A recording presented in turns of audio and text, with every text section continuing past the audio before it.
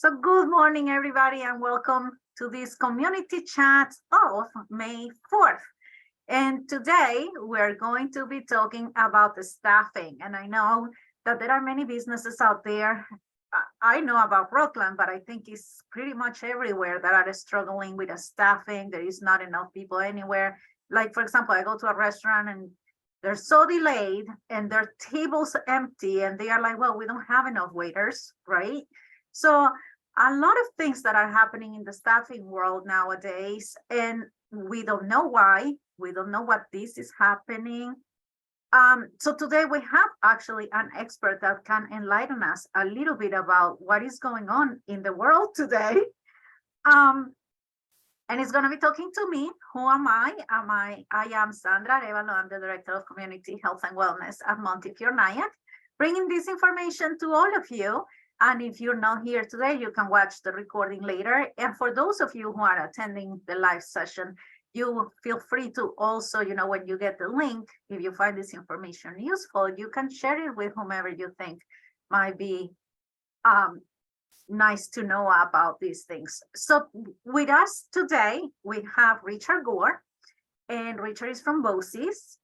And Richard, why don't you tell us a little bit about you? What is it that you do? And tell us a little bit more about BOCES. Maybe Okay. people who are watching this video, they might not be familiar with the organization. Hey, thanks, Sandy.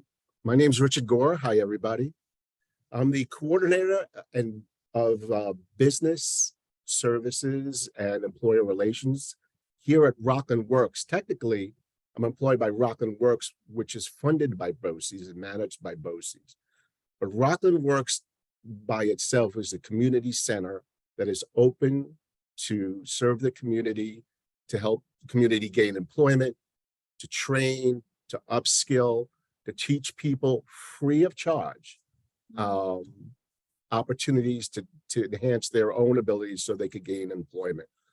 We also fund underserved communities for education in specific sectors, which include advanced manufacturing, which is challenged, as well as healthcare, as well as hospitality. You mentioned restaurants struggling to gain staff, and IT, which is the tech center.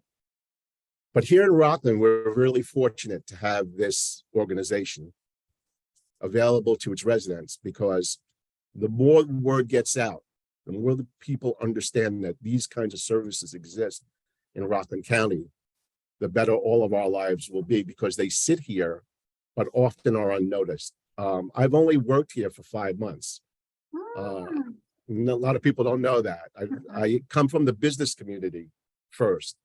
I have a 35-year career in entertainment marketing and very high-profile management jobs. Most notably, I was the president of live events at Food Network.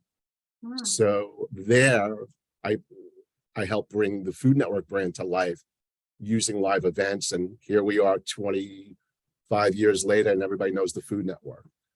But my expertise originally was in marketing, but I spent 35 years in the business sector, understanding all aspects of business, because most of these businesses were my own. So before we get into the moment piece and the staffing piece, please understand that I have business acumen that I now decided to bring after a long period of time to the community, which I lived in for 33 years, I lived in New City for 33 years. I wanted to leverage my expertise for a greater good, if you will. And staffing, which leads us into the issue of staffing and trying to understand staffing. A little bit of background just a side note about me, if anybody's curious. I come from Brooklyn, born and raised. I'm a product of NYCHA, the housing authority. I was born and raised in a project in Brooklyn, and went to Brooklyn College for 2 years, and then transferred to Pace University and got my BBA in marketing there. I'm married to a woman for 42 years. And I bring that up because it'll tie into some of the things that I'll talk about regarding staffing. She's an immigrant to the United States from South America. Her father came here with no knowledge of English. with one contact from Chile, South America, somehow made it to New York and built his own business empire over time. This all plays into some relevance as we get into the story of staffing, okay? I wanted to provide some context. So when I do mention some things, you understand where I'm coming from, and I'm not just a privileged person who didn't live through the things I'm going to be talking about. So let's talk about, if we will, the state of the state of employment in America. Okay, I'm hoping you see. Yeah, and Can you all see this? Richard, Yes. sorry to interrupt, but just a reminder to our attendees that you said to me that you want to make this very interactive. Yes, So, very much so. Yeah, so please, if you have any questions at any point, use the chat, the Q&A. Both Richard and I are going to be looking at that. We don't want to let any comment, any question pass by, right? We want to answer them right away. So the more interactive we are, the better. Yeah, absolutely. And I second that, of course. Yeah, I already love your introduction and the fact that you said that you train people free of charge. My mind stood there for like 3 seconds and I'm like, what? So please, I know that you're going to explain that a little bit. We do. And again, I think it's also important to note for everybody who's joining that here I was living in Rockland County for 33 years. I didn't know Rockland Works existed. You know what I mean? And we're going to talk about later in this presentation some of the resources available to residents of Rockland County you may or may not know about. And certainly feel free to contact myself or Sandra as we get a little bit deeper into the story of staffing and jobs and job training and upskilling. So I'll keep it, I'm going to just keep it as least boring as possible, but I want to just talk about the state of the economy as we live it in reality. Right now, and I find this fascinating, there's 9.9 million job openings in the United States. They exist. There are 9.9 million jobs, but only 5.8 million people are unemployed. So even if we employ all of those unemployed people, right, we would still have almost 4 million job openings, which is a fascinating concept to me, because you say, wow, how is that even possible that people are not working? Literally, people are not working for a variety of reasons. At the end of January, CBS News did a story about how 7 million men, 25 to 54, which is a really important age group in the workforce, just have left the job force, punched out, if you will. We don't know where they went. We don't know how they're doing. They just left. Just amazing to me. Because, and again, I want to reiterate, I'm from the baby boom generation. I always worked. My parents taught me to work. 14, work straight through. As I became a father of 2 girls up here in Clarkstown in New City, both my girls always worked from the ages of 14. Something we instilled in them, and nothing was ever handed to anybody, but there's a switch going on culturally that we have to be aware of. So regardless of those 7 million men punching out, 25 to 54, and I don't have the answers as to where they are, nor did CBS News have those answers, but you could speculate that some may have gone to, maybe there's been a switch from male to female. Females are now the head of the household. Men are now helping out in the house. That's a possibility. Retired, so maybe some retired early. That's really early, but certainly possible. But here we are in an economy which is mind-boggling to me, where someone could get a job. Yet, as you mentioned earlier, you'll go into a restaurant and there's no staff. And that is certainly the reality of where we sit here in Rockland. The hospitality sector, restaurants, as well as the medical community, are short-staffed. And we as individuals, forgetting myself as an expert in staffing, have to be able to endure this new reality. We have to become more patient when we go to a restaurant. Hard to do because you're expecting the service to be right there, snap. It's just not the way it's going to be for a while because people have checked out. And there's a few reasons for this. Uh, while there's some bad news that I've just put forth, we could turn sort of bad news into good news. In the tech sector, though it has laid off over the past 3 or 4 months or even half a year, other sectors are picking up those people. But there are reasons that you may not be aware of that I wanted to share with everybody as why we are where we are. We were in a situation of underemployment before COVID hit. So it's important to note that culturally, there's a certain amount of people in the real world who don't see a path in their current job to a lasting career. So if someone doesn't see a future in their career, they may or may not make an impulsive decision. I'm using the term impulsive purposely to readdress their choices of employment, and will just check out of that job and try to find something else. Because since COVID, a lot of people left the workforce. And they left the workforce because they no longer wanted to either engage with the public because they had customer-facing jobs and they were worried about their own health, or they decided to reevaluate their own life because COVID shed a spotlight on our own mortality. So you have people stepping away from jobs which may have been overly demanding and reassessing their life. So they kind of left. These are all cultural issues which caused us to come out of the job force. The rise of the digital sector made jobs, working at home more possible.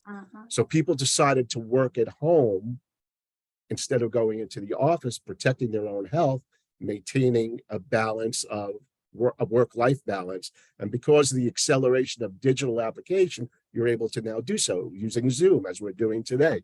Zoom, nobody knew the word Zoom 4 years ago, and here we are living on Zoom. Well, this impacted the way people do business. Currently, it's the way same thing. I don't have to go to a business in Manhattan now. I could do these meetings like this. So employers have had to face this. People's own desire to work has changed. They're also more demanding. There's been a shift. People are more demanding of the job they are seeking to provide healthcare benefits, something they didn't share as adamantly before. One may have lack of access to childcare. More people are giving birth. People are aging. More people. COVID has accelerated the early retirement of people. Instead of working until full retirement, people have reevaluated, reassessed their lives, and said, you know what, maybe I don't need to retire at 67. I can retire at 62. So they're coming out of the job force.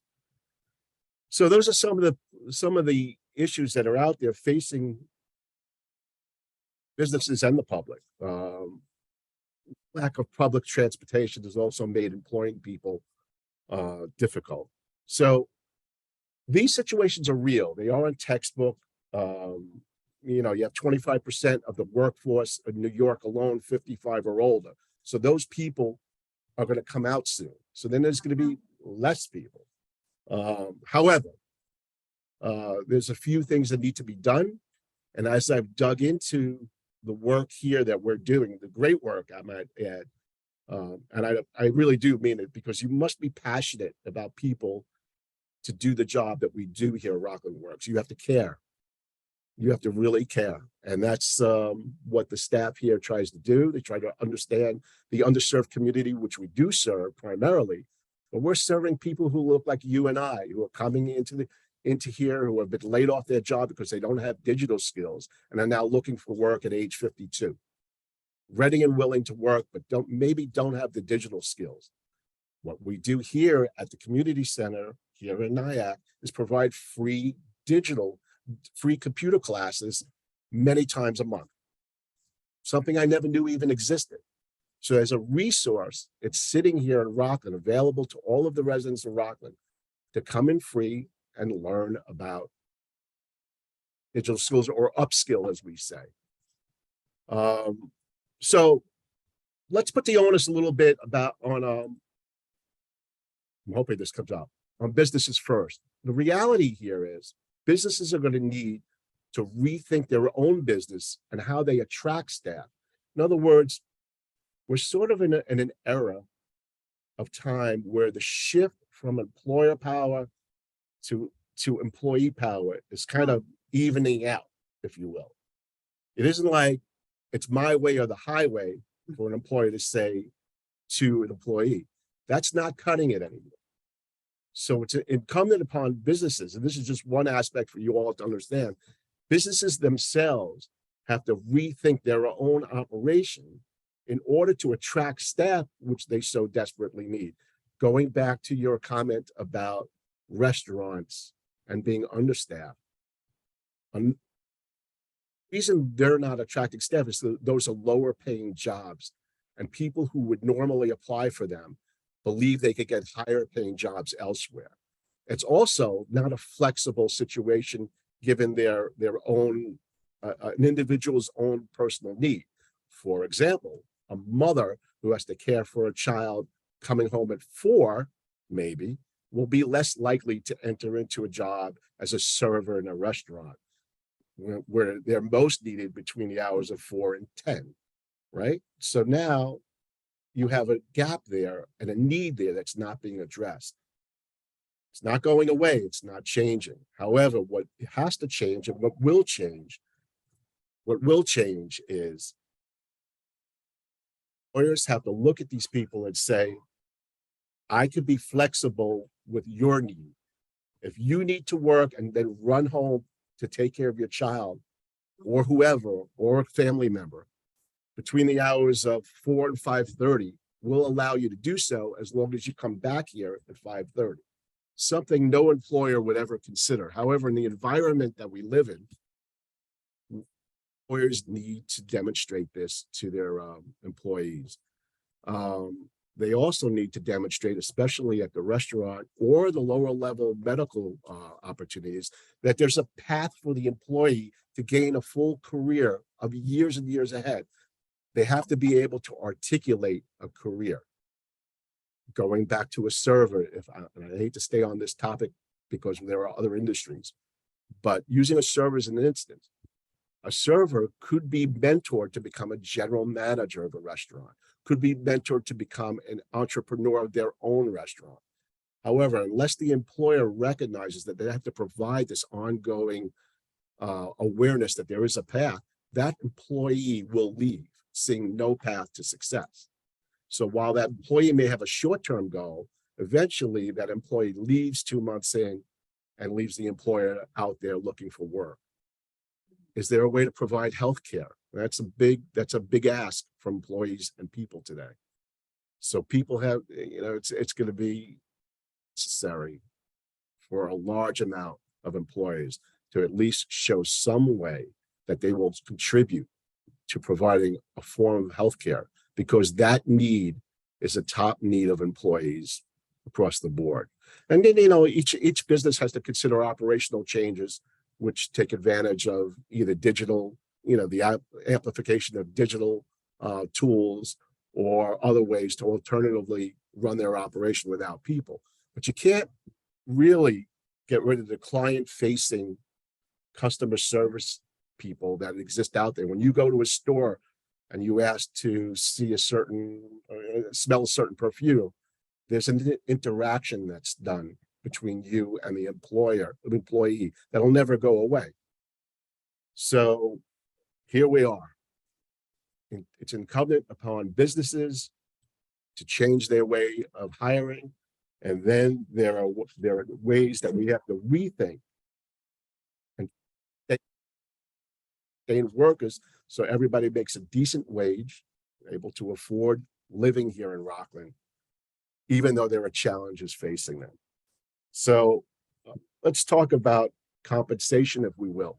It's a hot topic. It's very. And Richard, we have comments. Go ahead. So the first one is, would you consider asking about new Rockland residents that language is not English?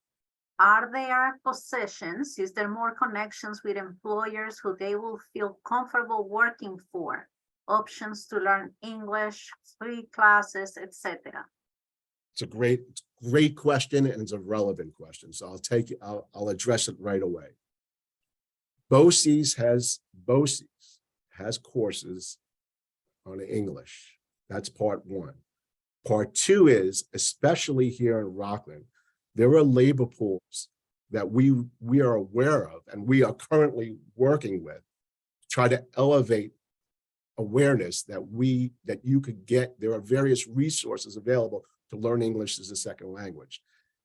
Employers are very aware here in Rockland about the need for people to understand Spanish, at least a little bit, but it's also equally important, if not more important, for that labor pool to try to get into an English as a second language class.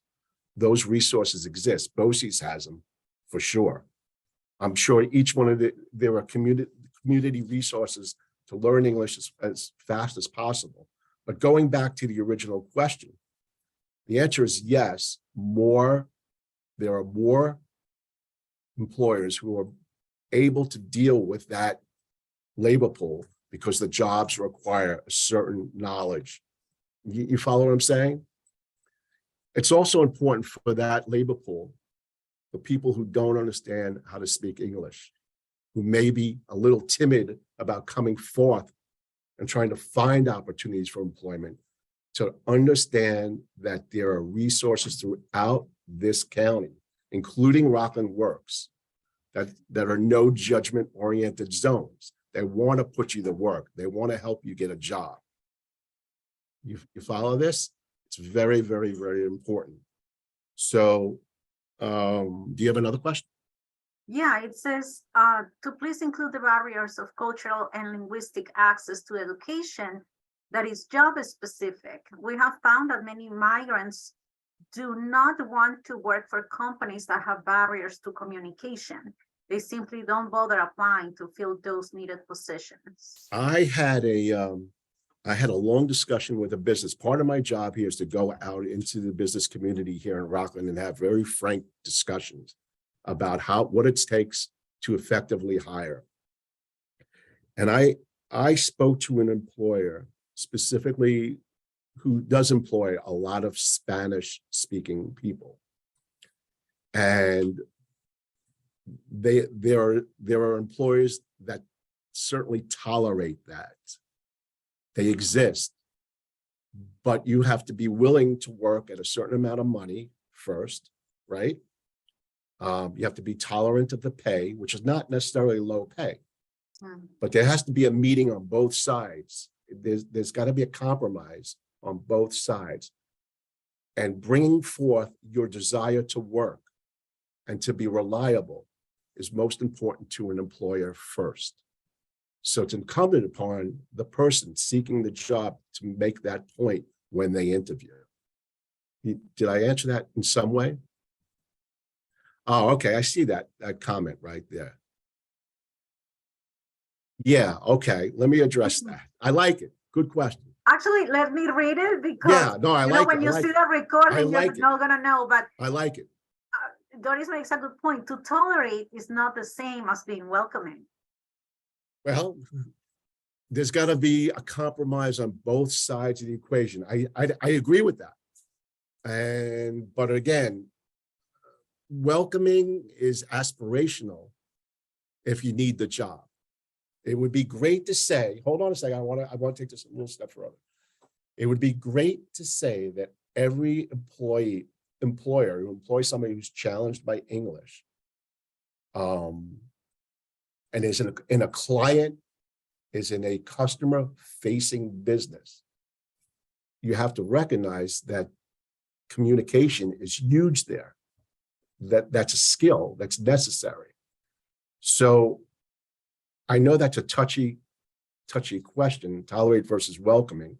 It's conceivable that many business owners may quote tolerate versus welcome because they may feel that their business suffers because of it, incorrectly, I might add. But I truly believe that a valued employee who shows reliability and ongoing confidence and growth will be more than welcomed into the business community. Because I, as a boss, anybody who comes to me that's reliable, that shows up, that I could count on is an excellent employee, will be valued. But it's sort of like give and take on both sides. And I understand the frustration of it.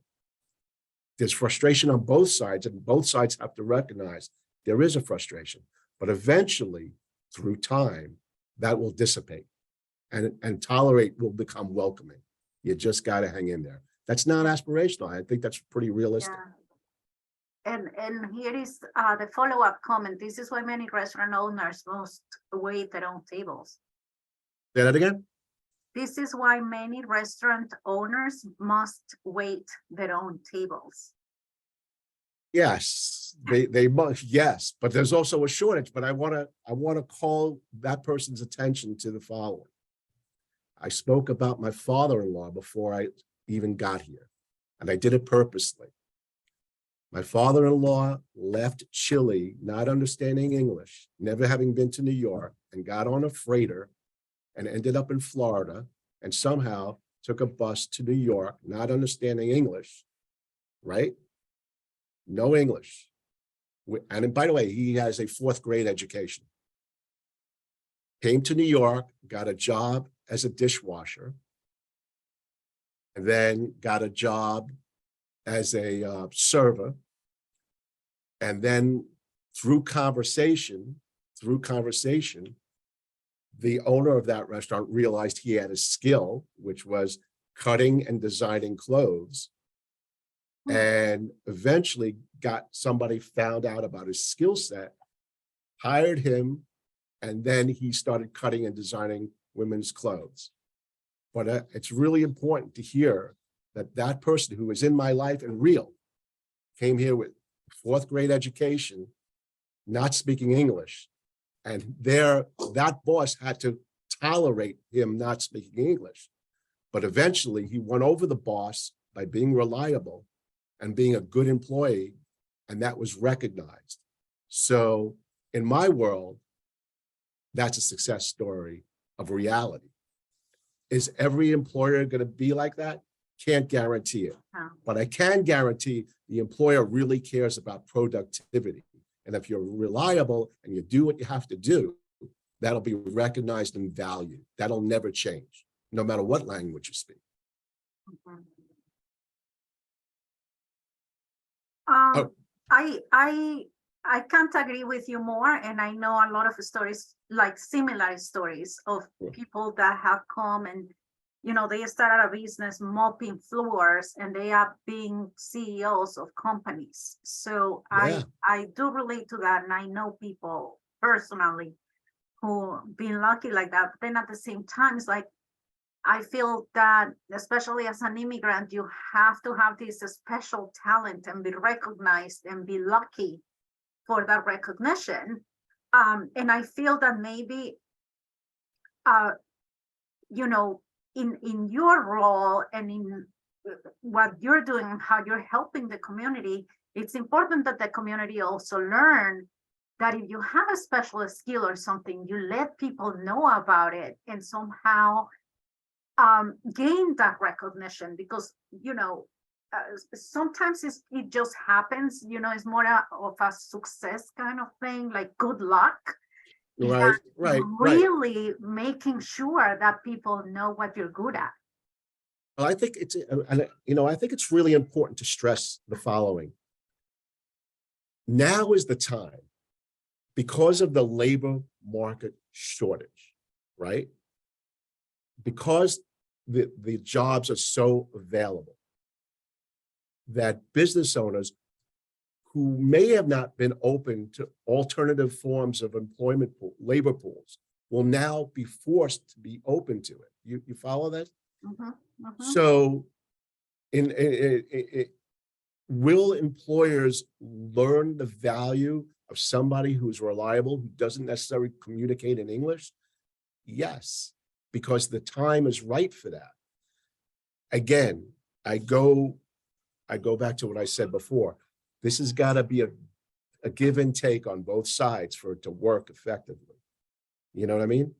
You know, I could sense that it's an issue because I saw the two questions, and I'm impressed with the question very, very And much. actually, we have a follow-up comment, and I Yeah. think it's online to what I just addressed, and it says, can we teach people how to highlight their capabilities and values instead of limitations to fill needed positions? And By the that, way, I saw that comment and I love the comment. Mhm.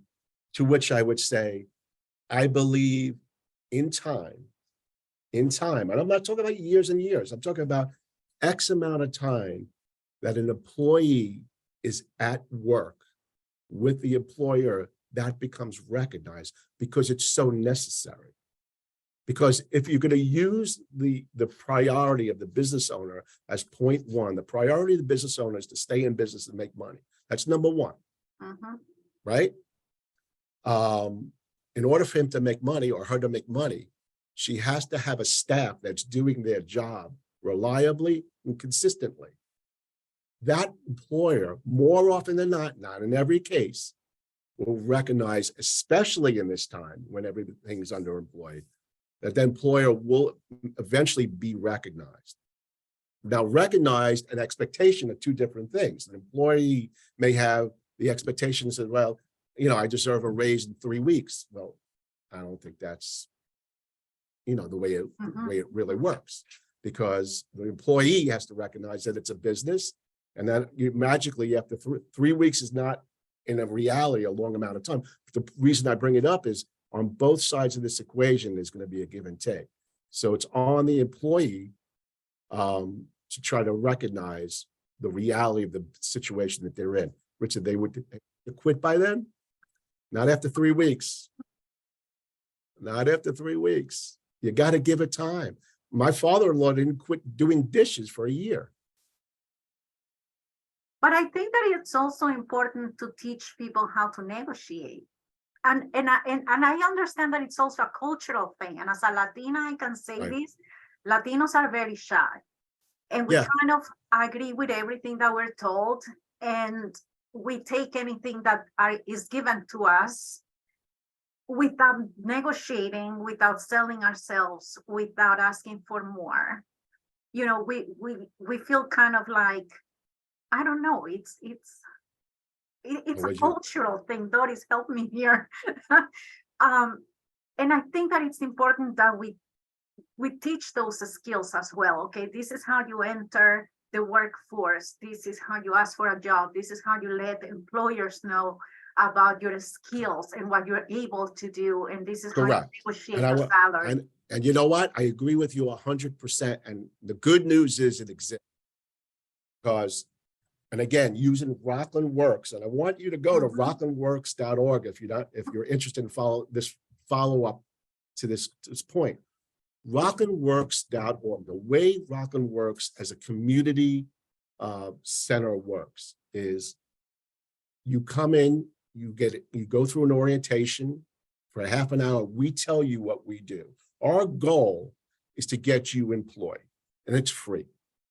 All right, you come in, but you have to follow certain steps to get to the end game, and those steps include sitting through an orientation for 25 minutes, understanding that you'll be assigned a counselor who will help you learn how to navigate the job world, will teach you, there are workshops in financial literacy, creating a resume, how to gain employment, creating career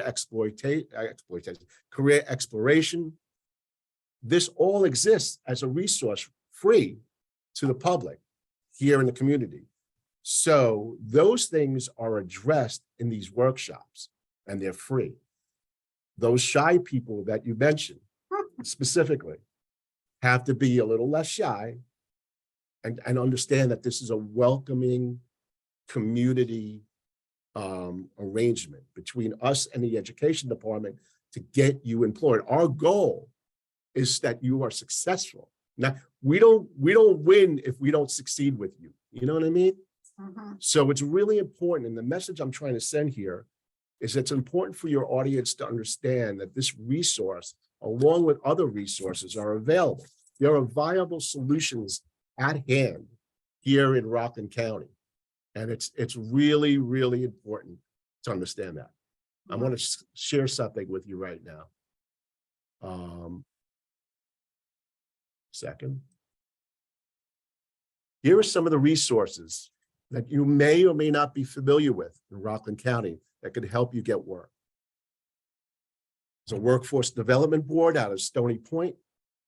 There's us, the Rockland Career Center here in Nyack. There's Access VR, who deals with individuals with disabilities. You know, employers who are seeking workers need to look more to the disabled who could work as well. And luckily, we live in a county that has a variety of resources that help the disabled get to work. Access VR and Joanio help individuals with disabilities. Rockland BOCES provides career technical assistance to youth and adults. So does BOCES.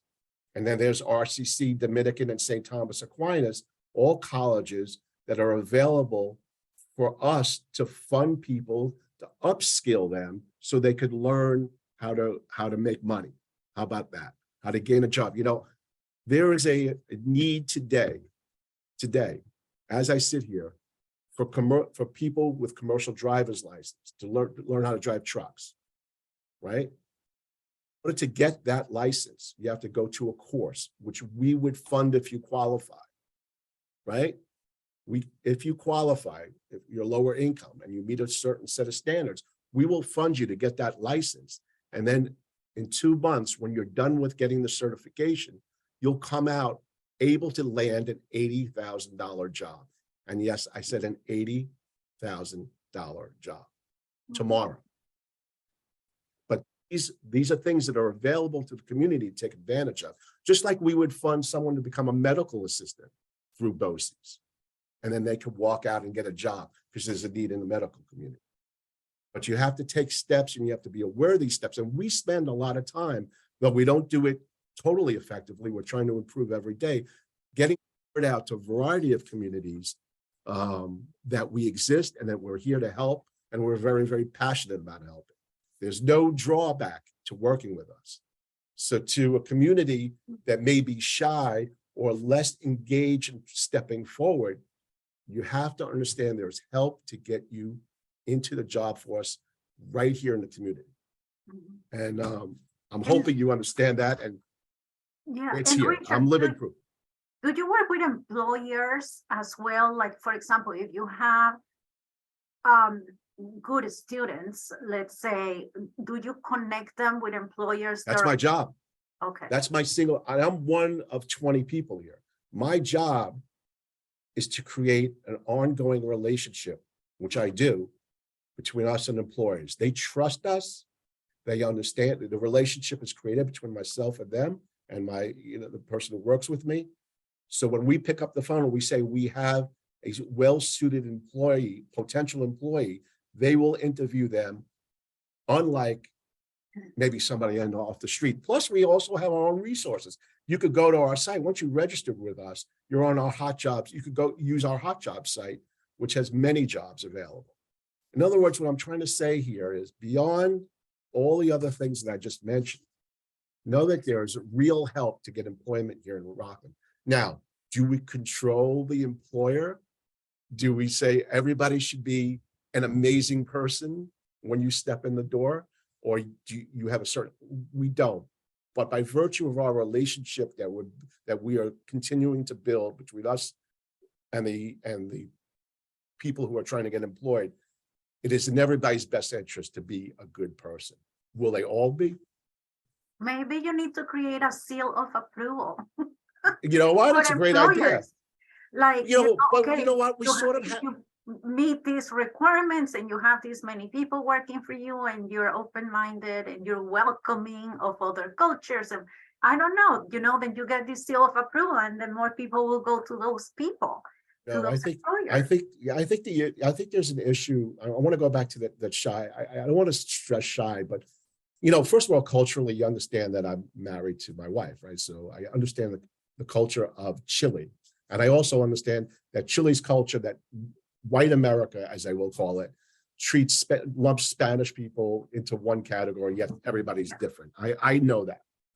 However, there's also, as we try to reach the various labor pools and communities about our resource, we have barriers about reaching them. You know, we try to get our message across that we're here, and then there are barriers. There's a distrust, you know, sometimes, but we're here to help. You know, there may be cultural distrust, and again, I'm not just talking about anybody specifically. It just may be this distrust. We have to break down those walls and recognize that this is a real viable opportunity for people to get work and to be trained to get work. Remember, you could walk in here, not know anything of how to do anything, and we'll create an environment where you'll be able to learn and gain a skill and then be put into job force to make money. That's why we are here. There's a lot of help around the county, and I can't, you know, there are job fairs available to people looking for work. We hold a job fair a few times a year. There are other people around the county who hold job fairs throughout the year, and there are legitimate resources for you to take advantage of. So, a long-winded answer to your original question is, do we have a relationship with employees? That's on me. And the answer is yes. We have a long list of employers who trust our work, who trust us, who remain engaged with us on a daily basis for their needs. All you have to do is look at our job board. They post jobs with us all the time. So use it. Come in, explore it. We're in Nyack. We're right by you, right down the block from you. And we're free.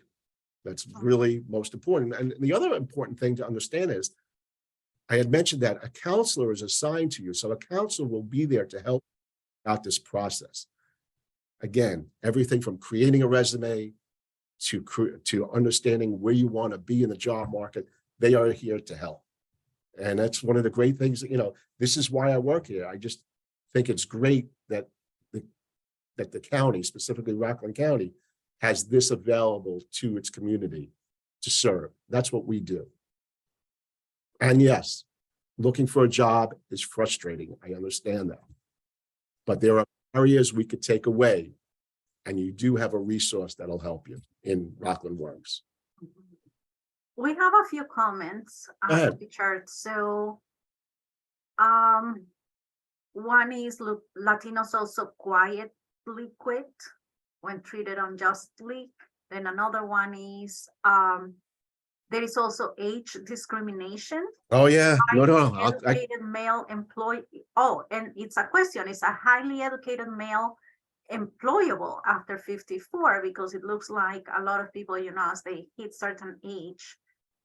Yeah, no, I'm glad that came up. Thank you for asking that question, by the way. Yeah. I fall into that category myself, and here I am working. Okay, so I would say yes, there are plenty of opportunities for older people, and I'm saying old. I'm going to put an age of 50 plus on that, and that's just arbitrary. That's just Rich Gore's opinion. To gain work. My wife, Mary, who I had mentioned earlier, was a stay-at-home mom for 28 years. City, and went back and got a job at age 5 in New City. So she was home for 28 years, but she was able to articulate to the prospective employer that she had great client services skills. She could interact socially. She was smart. She's reliable. And then she got a job as a paralegal for a law firm in New City. Again, it's important to note that she was roughly 58 when she got that job. Now, I do believe strongly, being in that age group, that there's a skill that age group brings that no other age group brings, which is experience, social experience of interacting with people. And there's a segment, retail, that is in desperate need of people who could interact and client face. And my daughter, who started as a $14 an hour employee, actually $12 an hour employee, stayed with that company, and now is that company's head of digital products after 10 years, making real lot of money. But she was willing to stick it out and make that $12 an hour because she loved the work, she loved going to work, and she saw a path to success. Often people look at retail jobs as a lack of a path to success. Yet the jobs are available, they're available to an aging public, and I would say take advantage of that. That's my answer to the Yeah. And another comment here is about exactly what you're saying, you know, college kids, younger people coming, especially during the summer, looking for jobs, and boosts youth connections for age 18 great, to 24. great. Youth Connections is a great opportunity. We work hand in hand with them. We work with, we have a workforce readiness program for youth 18 to 24, which is, we have broken down who we work with, youth 18 to 24 and adults. Those are the two segments of the population that we serve well here at Rockland Works. Youth Connections works a little bit younger, but they too, free resource for people to employ youth to get jobs over the summer and beyond. We do internships here. We do on-the-job training programs here. But yeah, throughout the county, there's a variety of resources available. And that is the good news for everybody. You don't have to be, you know, a certain ethnic type to get a job. And I want to stress that on this particular program. You have to have the will and desire and the readiness to work. And then we can help. And another question is, do you have any classes in Spanish? Can a person get any training without linguistic or digital ability? We have two people here who are bilingual, who could help you. They're on staff, they're full-timers, and they're available. Yeah.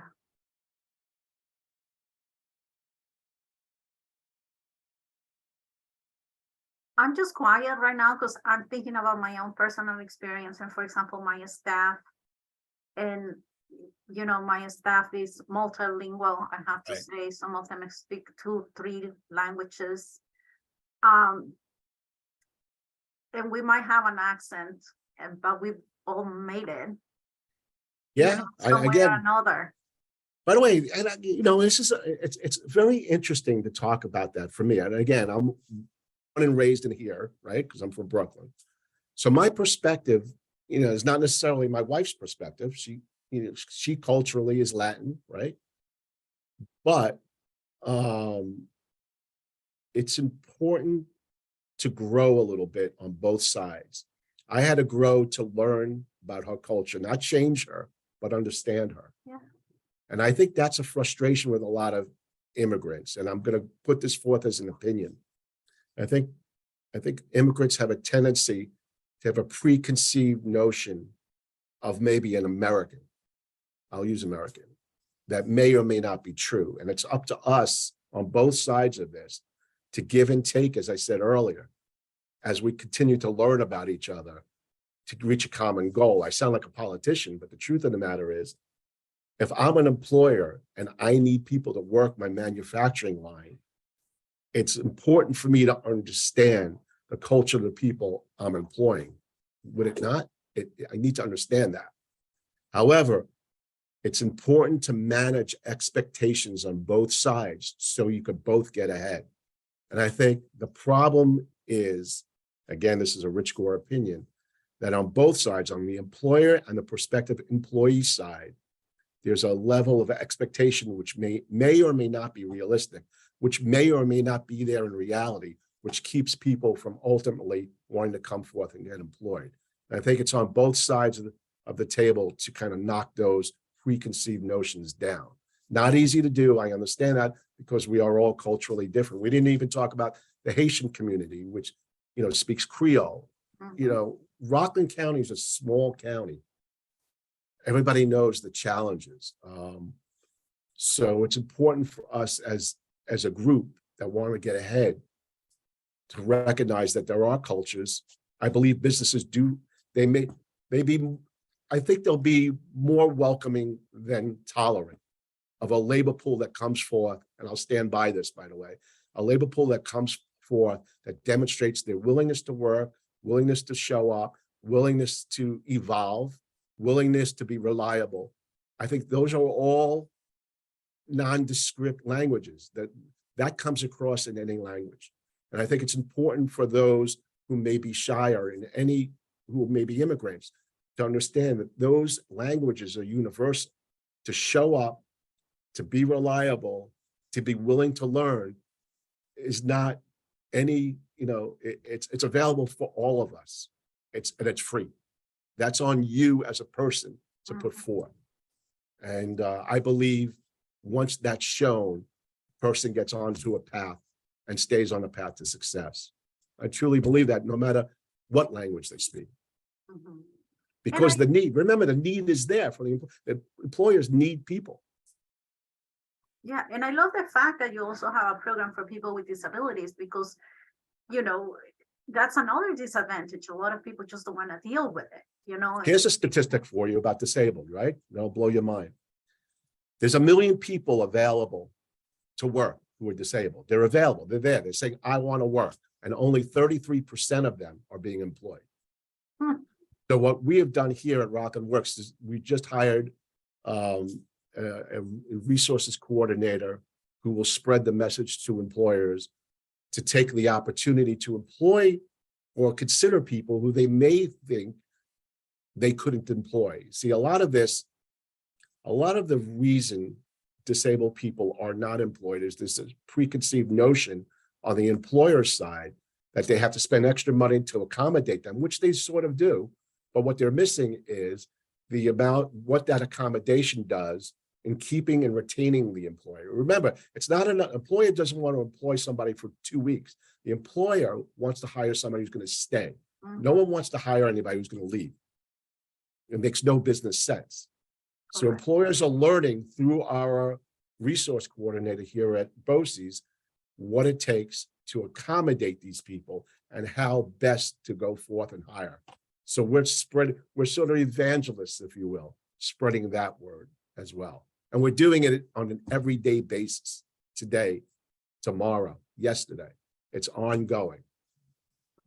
And the county and the Workforce Development Board that is in charge of running the various pieces that help employ people in Rockland County are very committed to that. We didn't talk about what we call fair chance, which is the employment of people who come out of prison, who have served their term, who have done their time. They're a labor pool that exists and should get a fair shot at being employed. And so we're spreading that word. We work with a group to do that called Mind Open Learning. So we're actively we're not just talking the talk, we're doing the work, but it's most importantly for your viewers to understand, to take advantage of us, to take the step, come in and ask the questions, explore it. Because the end result is that you all will probably get a job and be able to make money and take that pressure off you that you now feel.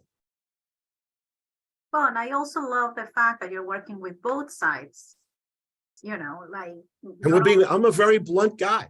Yeah, not only putting the workforce there and training it, but also working with employers to be able to give employment to those people you're training. I think that's vital. And it's an advantage also for businesses to have there's an a willingness organization where they can go for reliable workforce. I think that's amazing. Listen, everybody wins if both sides of the equation come to the table and do what they have to do. And again, I want to go back to what I said earlier in this presentation. The playing field is sort of evened out now between employer and employees leveraging each other. So there's a lot on the table if you take advantage of it. This is an interesting time to try to get work because there's more, you could walk into an employer. Listen, another thing that's a problem in Rockland County, which we actually haven't talked about, which we should just briefly, is the lack of transportation to get work. I spoke to an employee of FedEx who sits in Blauvelt, who gets most of their employees from New York City because every time they throw out a help wanted ad here, people can't get to their location in all these jobs exist there. Mm. So transportation, we have to recognize transportation is a problem as well for the community here in Rockland. That has to be solved. It's not great, but it's certainly, it's a barrier that keeps people from working. So we need That's to true. constantly work through that as well. Well, Richard, you said we could talk for 7 hours. I agree with you, but unfortunately, we're running out of time today. So I want to thank you for this. I appreciate everybody for listening. Sandra, I thank you for having me, and I appreciate it. And visit us at rocklandworks.org or look us up on join us on We Facebook. will, and I'm sure that we're gonna have more to talk about. This is a very interesting topic that we I'd can love to talk come for back. hours and hours. Yes, so you're invited to come back. Thanks. Thank you And much. next week, to you, Rick, and all of our attendees, we're gonna be talking about another hot theme: cannabis use and abuse. So join me next week at 12 p.m. in another community chat. Thank you for your attendance, Richard. Very lovely talking to you today. Thank you for enlightening Nice talking us. to you as well. Goodbye, everybody. Okay. Bye.